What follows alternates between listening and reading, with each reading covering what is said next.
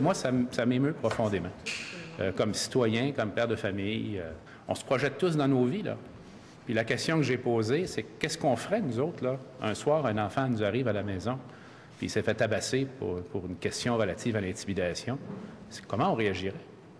Ou à l'inverse, un de nos enfants est perpétrateur, puis on le sait, comment on réagirait? Conférence de presse hier du premier ministre Philippe Couillard qui annonce la tenue d'un forum sur l'intimidation. Ça aura lieu le 2 octobre prochain à Québec et qui, par le fait même, nomme également une ministre responsable de la lutte contre l'intimidation. C'est Francine Charbonneau.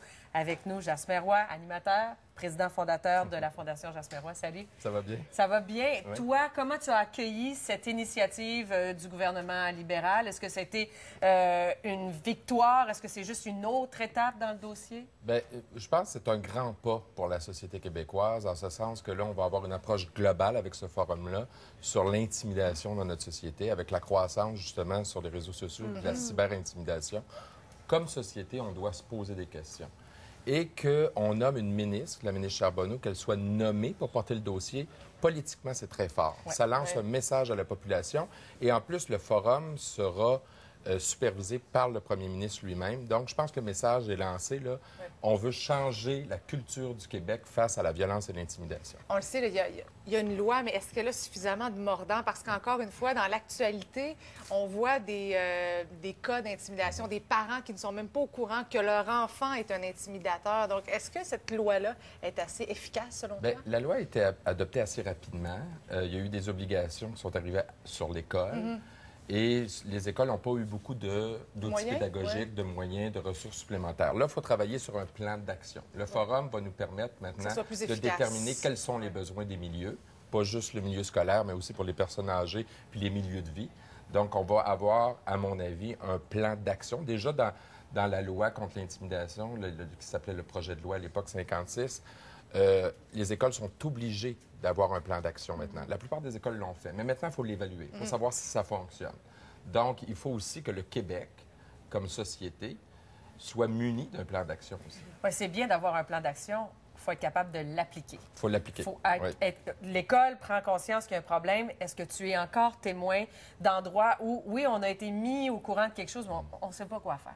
On ne sait pas comment agir. On ne sait pas qui peut nous aider à agir. Bien, il y a quelques semaines, la chaire de recherche est sortie avec des données disant qu'il y avait à peu près 80 des enseignants qui n'étaient pas formés adéquatement. Donc, il faut travailler sur la formation. Oui, c'est énorme. C'est pas la volonté qui manque. Non, non. Il faut donner de la formation continue. Il faut montrer comment organiser son milieu, parce que souvent, on veut intervenir, on ne sait pas, on est mal à l'aise. Puis l'être humain, par tradition, a de la difficulté à prendre en charge tout ce qui est violence et intimidation. Il y a toujours eu, par tradition, un silence autour de ça. Et nous, à la Fondation, ce qu'on dit, c'est que l'intimidation, ce n'est pas un problème de victime ou d'agresseur, c'est un problème de communauté. Pourquoi? Parce que 9 fois sur 10, les agressions sont perpétrées devant les autres. Donc, il faut travailler sur son milieu et organiser son milieu.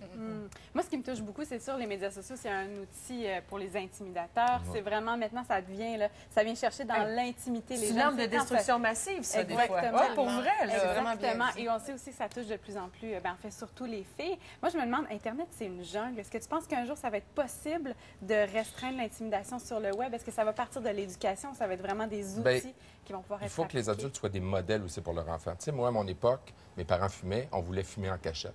Aujourd'hui, quand tu regardes la voix puis toutes les atrocités, des fois, qui sont écrites par des adultes, sur les réseaux sociaux, c'est préoccupant aussi. Soyez des modèles positifs pour votre enfant.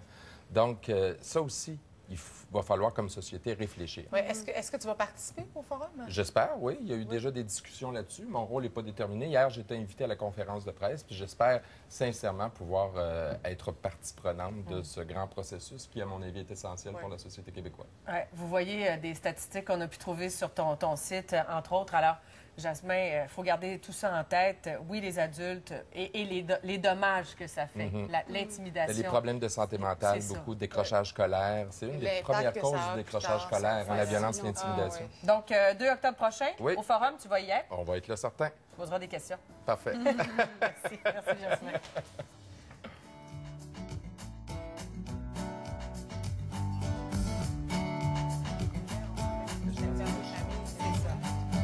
Ce segment est une